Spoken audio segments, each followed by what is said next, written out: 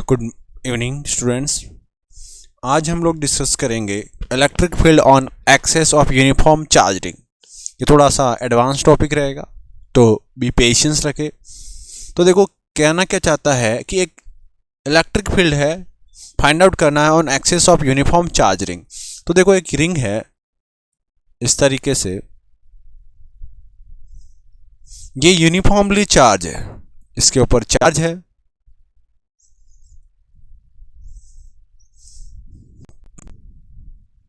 Uniformly charge है of Q. ठीक है, तो इसकी जो रेडियस है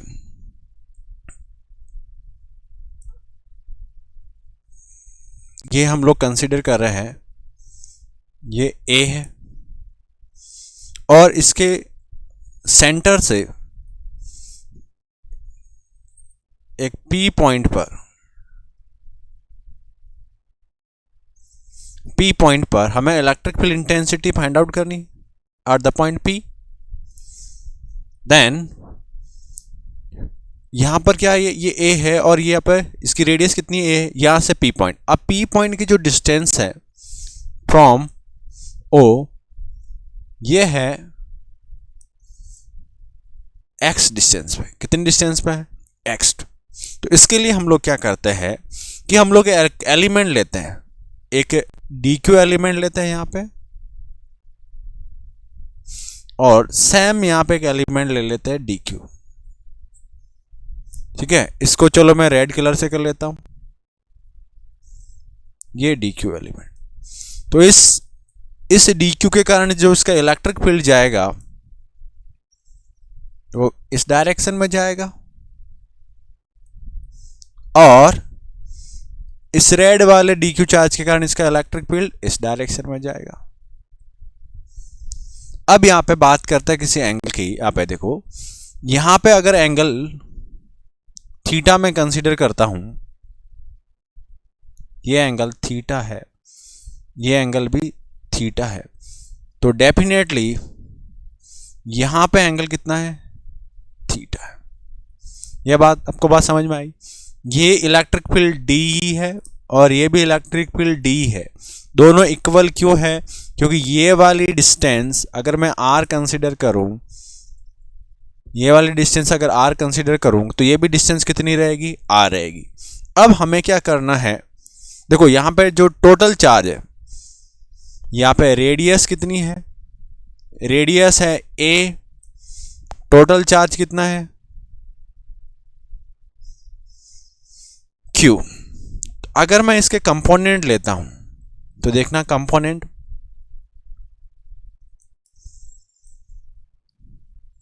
इस रेड वाले के कंपोनेंट आएंगे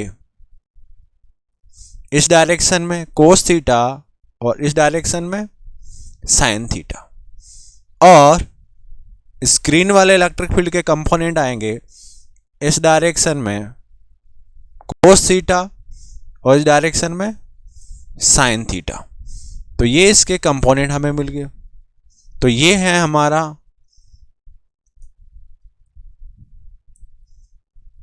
डी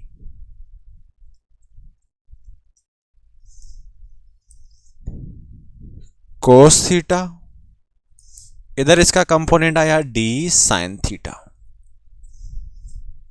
और इसका कंपोनेंट इसी डायरेक्शन में आया डी कोस थीटा और इस डायरेक्शन में आया डी साइन थीटा। तो फाइनली अगर मैं डी की बात करूं तो डी है कितना, अगर मैं डी बताऊं तो डी है कितना, डी होगा, क्या होता है, के डी क्यू अपॉन डिस्टेंस कितनी है, आर स्क्वायर। यह इलेक्ट्रिक फील्ड होगा किसके कारण, इस डी क्यू चार्ज दोनों की वजह से। अब मुझे बताओ, वर्टिकल कंपोनेंट जो डी साइन थीटा है और ये D sine theta opposite direction में तो कैंसिल हो जाएंगे, और हॉरिजॉन्टल कंपोनेंट में क्या हो जाएंगे, ऐड हो जाएंगे। तो फाइनली यहां पे क्या आएगा, इलेक्ट्रिक फील्ड जो आएगा ऑन एक्सिस डायरेक्शन पे आएगा। एक्सिस डायरेक्शन का मतलब देखो, अगर मैं यहां पे वापस अगेन आपको बताऊं कि इलेक्ट्रिक फील्ड कैसे आएगा, ये हमारा क्या था, चार्ज था, एक रिंग थी, रिंग पे जो चार्ज दे रखा था वो कितना था, यूनिफॉर्मली चार्ज डिस्ट्रीब्यूटेड था, कितना, Q। तो इसके कारण जो नेट जो इलेक्ट्रिक फील्ड आएगा वो किधर आएगा, ऑन द एक्सिस डायरेक्शन आएगा, यानी कि इलेक्ट्रिक फील्ड इसके इस तरीके से चलेगा और इधर भी चलेगा, ये इसका इलेक्ट्रिक फील्ड आएगा।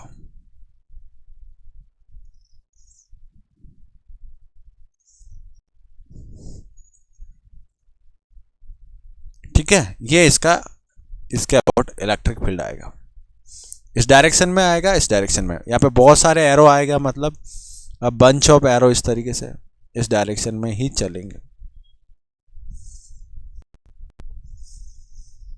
तो अब हमें P पॉइंट पे क्या फाइंड आउट करना है, electric field intensity find out करनी। क्या फाइंड आउट करनी है, इंटेंसिटी। अब यहां तक तो समझ में आया कि इलेक्ट्रिक फील्ड किधर आएगा, ऑन द एक्सिस आएगा। तो वो finding intensity, intensity find out करने के लिए क्या करेंगे,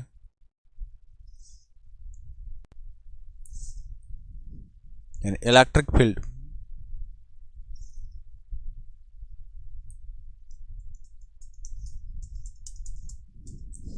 इलेक्ट्रिक फील्ड इंटेंसिटी,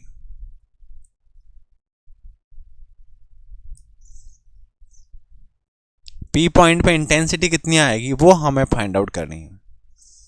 तो अगेन मैं डायग्राम ड्रॉ कर रहा हूं, ये हमारा चार्ज रिंग थी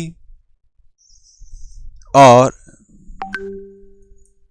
जिसकी रेडियस a थी, इससे किसी P पॉइंट पे हमें electric field intensity find out करनी थी, और इस पर जो चार्ज था यूनिफॉर्मली चार्ज डिस्ट्रीब्यूटेड था, Q charge.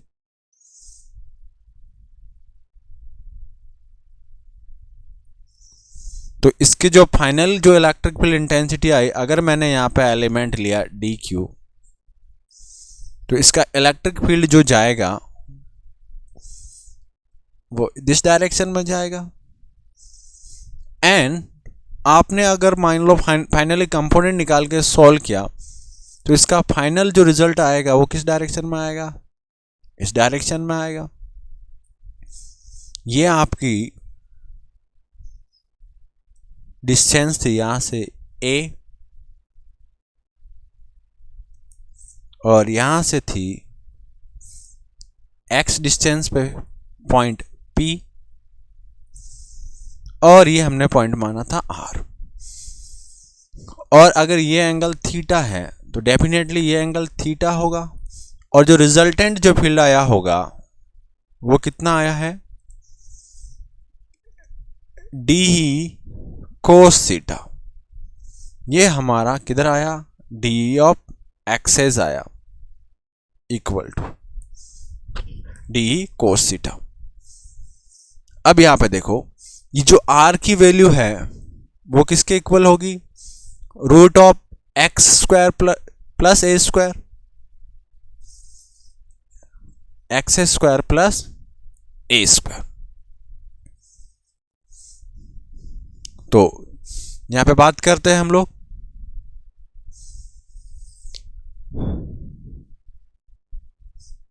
Eight point P electric field कितना आएगा, d ऑफ एक्सेस कितना आएगा, d कोस थीटा। क्योंकि d कोस थीटा क्यों आएगा, क्योंकि साइन थीटा तो कंपोनेंट कैंसिल हो जाएगा, एंड d कितना, यार d होगा कितना है, d k element dq upon distance r square. यह है electric field due to dq charge,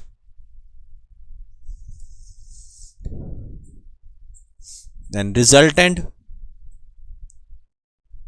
कितना आया, d of axis is equal to d cos theta, then put करें यहां पे d k dq upon r square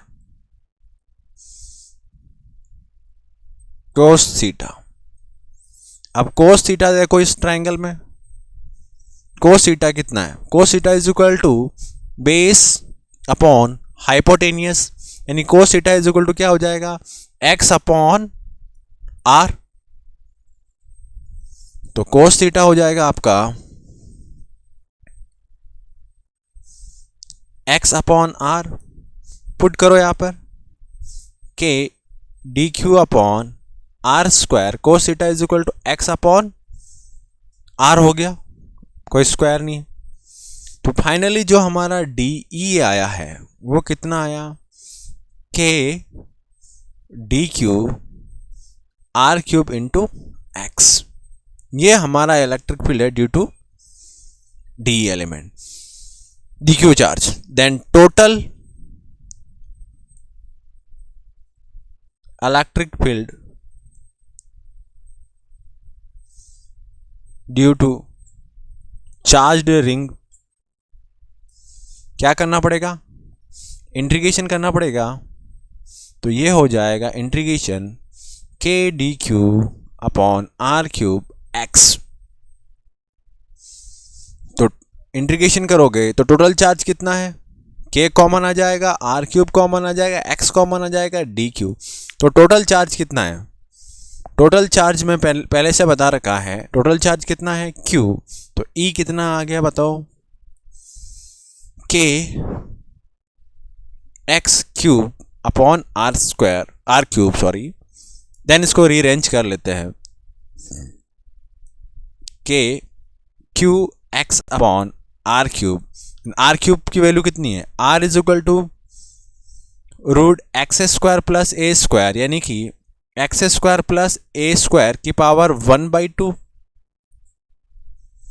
तो यहां पे पुट करोगे तो ई ऑफ एक्सेस जो आया है कितना आया, k q x upon x square plus a square की पावर 3/2। आप इसको ऐसे भी लिख सकते हो, के की वैल्यू कितनी होती है 1/4 pi epsilon not Q x upon x square plus a square की पावर 3/2। तो ये हमारा फाइनल रिजल्ट आंसर आया है ड्यू टू एक्सेस। ठीक है, तो ये हमारा आंसर है। अगर हम लोग इसमें और एडवांस थोड़ा सा देख ले, इस इलेक्ट्रिक फील्ड में अगर मैं पुट करूं इफ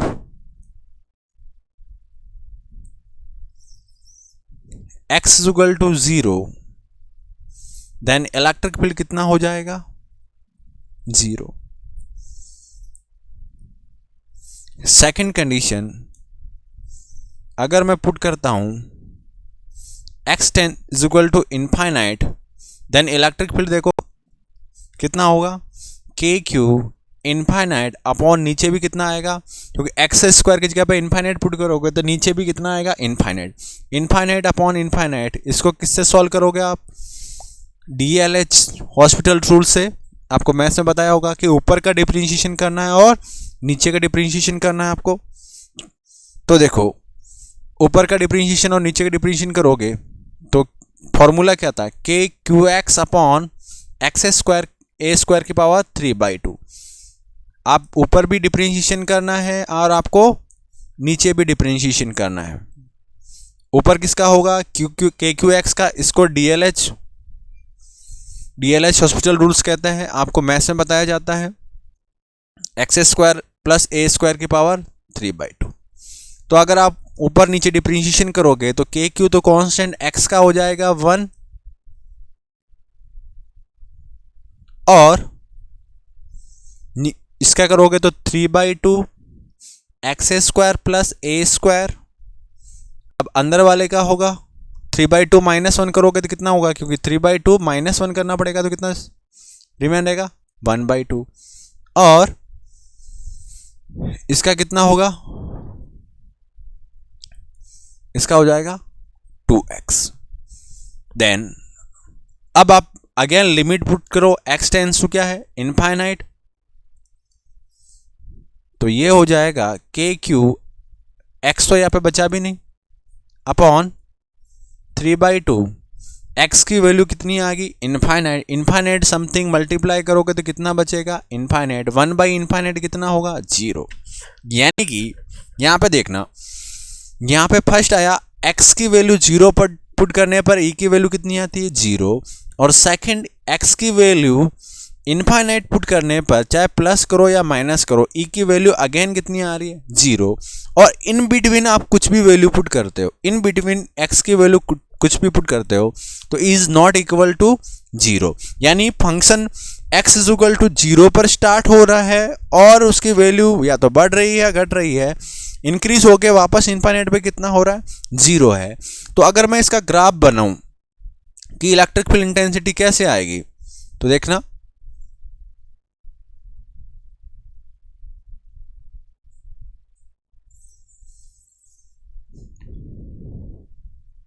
जो इलेक्ट्रिक फील्ड इंटेंसिटी है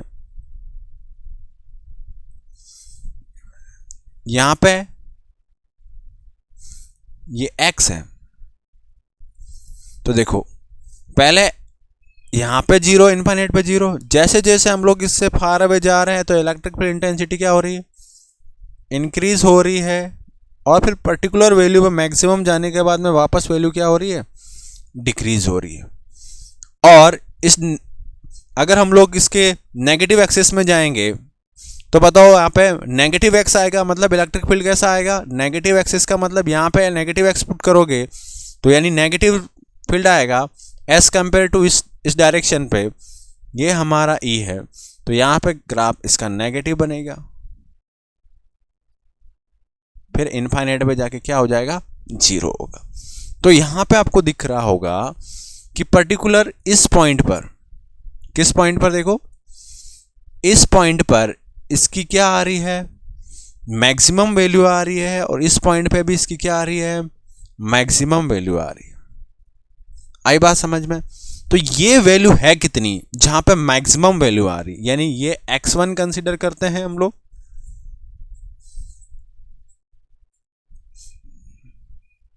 एक x1 और x2 पर मैक्सिमम वैल्यू आ रही है। तो फिर हमें फाइंड करनी है मैक्सिमम वैल्यू कितनी आ रही है। For max value at x1 and x2, तो मैंने आपको बताया था कि मैक्सिमम वैल्यू निकालने के लिए हमें क्या करना पड़ेगा? उस फंक्शन का x के रेस्पेक्ट में क्या करना पड़ेगा? डिफरेंशिएशन करना पड़ेगा। तो देखो हमारा इलेक्ट्रिक फील्ड कितना था? E इज इक्वल टू कितना था? K q x upon x square plus a square की पावर 3/2। इसका क्या करना पड़ेगा हमें? फॉर मैक्सिमम वैल्यू, मैंने पहले ही आपको पढ़ाया है पिछली क्लासेस में, या मैक्सिमम वैल्यू के लिए आपको इसको जिसके रेस्पेक्ट में, एक्स के रेस्पेक्ट में निकालना, तो इसका डिफरेंशिएशन करना पड़ेगा एक्स के रेस्पेक्ट में। तो इसका डिफरेंशिएशन करोगे तो इसका d/dx होगा, ये सारे कांस्टेंट है, x upon x square plus a square की पावर 3/2 का डिफरेंशिएशन करना पड़ेगा। और ये जो डिफरेंशिएशन होगा वो किससे होगा? u अपॉन v से होगा। इसका d/dx का डिफरेंशिएशन किससे होगा? फॉर्मूला अगर मैं लिखना चाहूं तो यहां पे साइड में फॉर्मूला लिख रहा हूं, जो फॉर्मूला हम लोग यूज करेंगे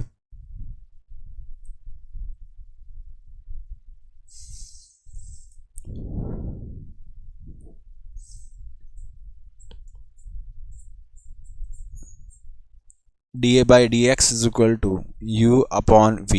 तो क्या होगा? फर्स्ट होगा du होगा और v कांस्टेंट रहेगा, फिर माइनस u कांस्टेंट रहेगा, डिफरेंशिएशन किसका होगा? v का, अपॉन नीचे v का स्क्वायर आएगा। इस तरीके से इसको सॉल्व करना है। तो देखो यहाँ पे मैं इसका डिफरेंशिएशन कर रहा हूँ, d/dx ये होगा के क्यू, x का डिफरेंशिएशन कितना होगा? x का डिफरेंशिएशन होगा 1, और इसके साथ मल्टीप्लाई में आएगा x square plus a square की पावर 3/2 माइनस, फिर ऊपर वाली टर्म्स कांस्टेंट रहेगी यानी x, फिर नीचे वाली टर्म्स का डिफरेंशिएशन करो 3/2 x square plus a square यहाँ पे कितना बच जाएगा 1/2, फिर अंदर वाली टर्म्स का होगा 2x अपॉन नीचे किसके x² प्लस a² की 3/2 का क्या करना है हमें होल स्क्वायर करना। अब इसको मैक्सिमा मिनिमा के लिए मैक्सिमा या मिनिमा के लिए डी dx को किसके इक्वेट करेंगे 0 के इक्वेट करेंगे। तो डी dx को 0 के इक्वेट करोगे तो ये टर्म्स और ये वाली तो 0 के मल्टीप्लाई हो जाएगी और ये कभी 0 नहीं हो सकती है। तो देखो क्या बन जाएगा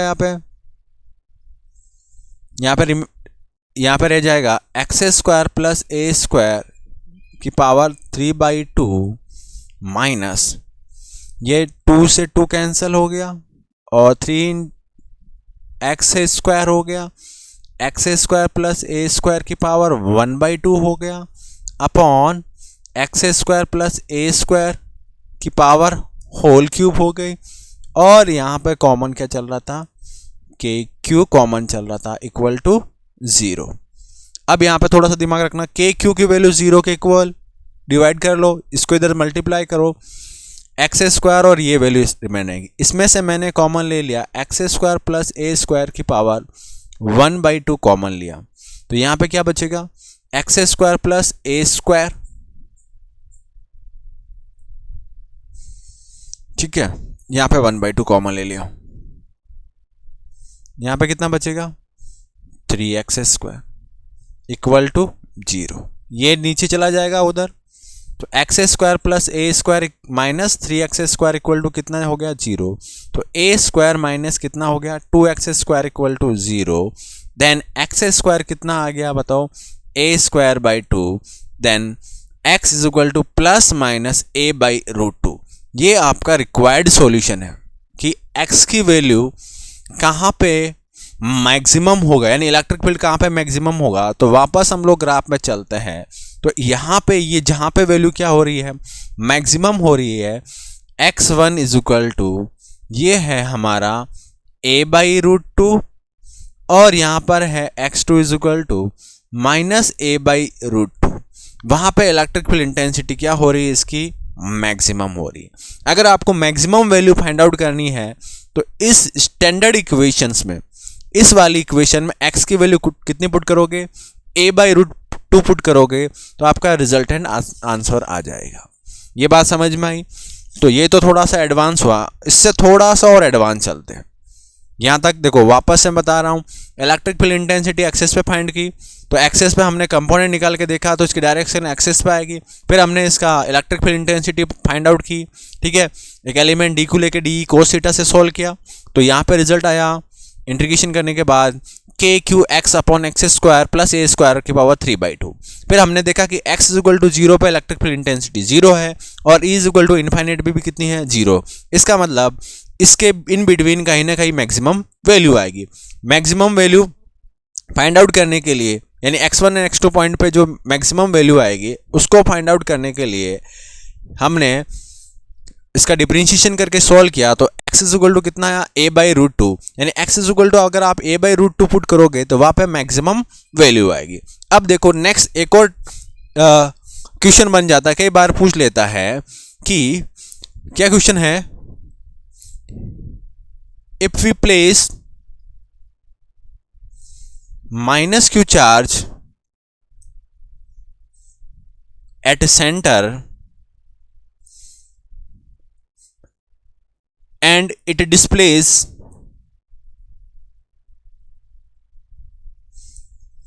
positive x direction, then what happen। और क्वेश्चन में क्या करेगा, पूछ रहा है क्या -q चार्ज SHM करेगा, सिंपल हार्मोनिक मोशन होगा या नहीं होगा, ये हमें फाइंड आउट करना। तो देखो जब भी हम लोग इसके यहां पे अगर -q चार्ज पुट करोगे,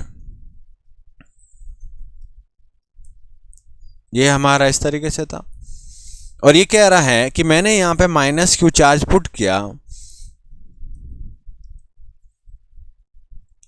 और इसको मैंने थोड़ा सा डिस्प्लेस कर लिया इस डायरेक्शन में, इस डायरेक्शन में डिस्प्लेस किया, तो माइनस क्यू चार्ज कहां चला गया मेरे को बताओ, माइनस क्यू चार्ज यहां पे आ गया। तो बताओ इस पे फोर्स किधर लगेगा, इस पे जो फोर्स की डायरेक्शन होगी बताओ, माइनस क्यू। और इलेक्ट्रिक फील्ड किधर होता है मेरे को बताओ, इलेक्ट्रिक फील्ड है पर्टिकुलर इस डायरेक्शन में है, ये तो हमारे इलेक्ट्रिक फील्ड की डायरेक्शन है। तो इस पे फोर्स किधर लगेगा, कि माइनस क्यू पे चार्ज पे फोर्स किधर लगता है, अपोजिट टू इलेक्ट्रिक फील्ड, तो फोर्स की डायरेक्शन ये होगी। तो देखो फोर्स की डायरेक्शन ये होगी, यहां पे ये क्यू चार्ज है और उसका मास कितना है, m है। तो बताओ फोर्स इज इक्वल टू क्या होता है, mass into acceleration. Then force is equal to क्या होगा, मास इनटू एसिलेशन। तो एसिलेशन क्या होगा बताओ, फोर्स अपॉन मास। तो फोर्स क्या होता है मेरे को बताओ, F is equal to minus q into E upon mass m। तो एसिलेशन कितना हो गया बताओ, माइनस क्यू, ई कितना आया था आपको पता है, ई आया था यहां पे इस चार्ज को हम लोग देखो चेंज कर लेते हैं, वहां पे भी स्मॉल क्यू चल रहा है, ये वाला चार्ज है इसको हम लोग कर लेते हैं capital Q, capital Q, capital Q, capital Q charge कर लेते हैं, जिससे क्या होगा थोड़ा समझने में आसानी होगी। तो एसिलेशन का जो फॉर्मूला होगा वो क्या हो जाएगा, minus q into E upon उसका मास कितना है m। ई कितना आया मेरे को बताओ, k q x upon x square plus a square की पावर 3/2, ये हमारा फॉर्मूला है। इसको थोड़ा सिस्टमेटिक लिख लेते हैं, एसिलेशन इज इक्वल टू हो गया minus k q q x upon m x square a square की पावर 3/2। तो यहां पे देखना क्या एसिलेशन इज प्रोपोर्शनल टू, या एसिलेशन इज अपोजिट टू क्या है, मोशन है। तो एसिलेशन क्या है, यहां पे देखो एक कंडीशन आई है, क्या कंडीशन है, अगर ये चार्ज उधर जा रहा है, राइट हैंड साइड में जा रहा है, इस साइड में जा रहा है, तो फोर्स किधर लग रहा है, पीछे की तरफ लग रहा है। तो acceleration is opposite to electric field, ठीक है, ये होगा। तो एसएचएम होगा कि नहीं होगा, एसएचएम कैसे होगा, बट यहां पे क्या है, but acceleration is not proportional to displacement, यानी डिस्प्लेसमेंट कितना कर रहे हैं, अगर x कर रहे हैं, क्योंकि इसके नीचे भी कुछ टर्म्स आ रही है इसलिए इसके डायरेक्टली प्रोपोर्शनल नहीं आया, तो ये एसएचएम नहीं होगा, नॉट पॉसिबल एसएचएम। बट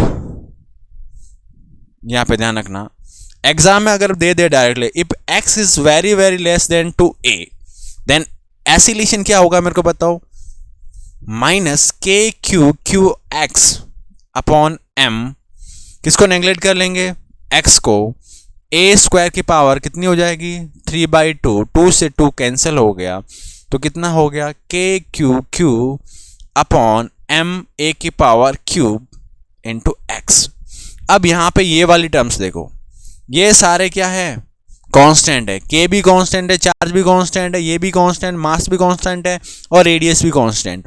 तो यहां पे क्या हो रहा है, ऐसी वाली कंडीशन में एसिलेशन इज डायरेक्टली प्रोपोर्शनल तो किधर आ रहा है, डिस्प्लेसमेंट एंड अपोजिट आ रहा है, तो क्या होगा, एसएचएम होगा, क्या होगा, एसएचएम होगा, एसएचएम इज पॉसिबल।